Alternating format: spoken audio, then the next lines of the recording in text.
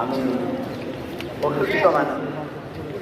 এখানে দেশ বিদেশের গণ্যমান্য লোকদের কথা শুনবার জন্য আমরা যে আন্দোলন নিয়ে আসছি, আমি কুমিল্লার পক্ষ থেকে সর্বাত্মক সমর্থন করি এবং এই আন্দোলন আজকে সরাসরি উদ্যানে শেষ না হয়ে যায়।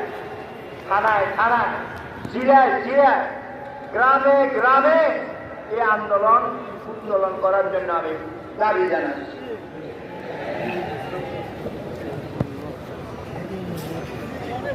সম্মেলনের পর্যায়ে আপনাদের সামনে গুরুত্বপূর্ণ والصلاة والسلام على من لا نبي بعده أما بعد। সময় খুবই সংক্ষেপ। স্টেজ বিশ্ববরেণ্য দেশি এবং আন্তর্জাতিক ওলামায়ে ইকরামে স্টেজ কানায় কানায় পূর্ণ। আমি শুধু 2 মিনিটে একটা বিষয়ের উপরে আলোকপাত করতে চাই। আসলে কাদিয়ানীদেরকে অমুসলিম সংখ্যালঘু জাতি হিসাবে ঘোষণা আমরা কেন চাই?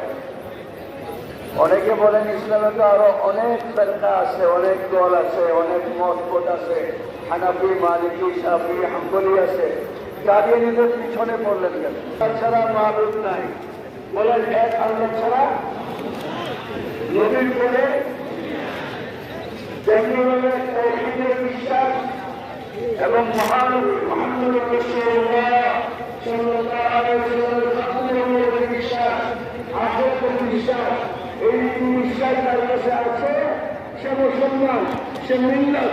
আর এই 3 বিশ্বাস তার কাছে নাই, সে মুসলমান নয়, সে মিল্লাত নয়। কাদিয়ানীরা যেহেতু আখির নবী মুহাম্মদ রাসূলুল্লাহ খতমে নবুয়ত মানে না, এই জন্য তারা মিল্লাত নয়।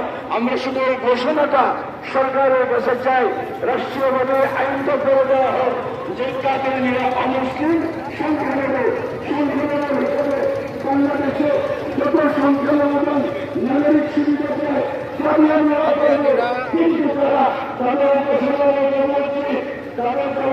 মুসলিম আহমদুল্লাহ মুসলিম করা এই শব্দগুলো এই পরিবেশের মধ্যে ব্যবহার করতে পারবে না। এই সংগ্রামে আমাদের আপামর জনসাধারণ যতদিন পর্যন্ত দাবি আদায় না হবে ততদিন পর্যন্ত আমাদের আন্দোলন চালিয়ে যাবে ইনশাআল্লাহ। আসসালামু আলাইকুম ওয়া রাহমাতুল্লাহ।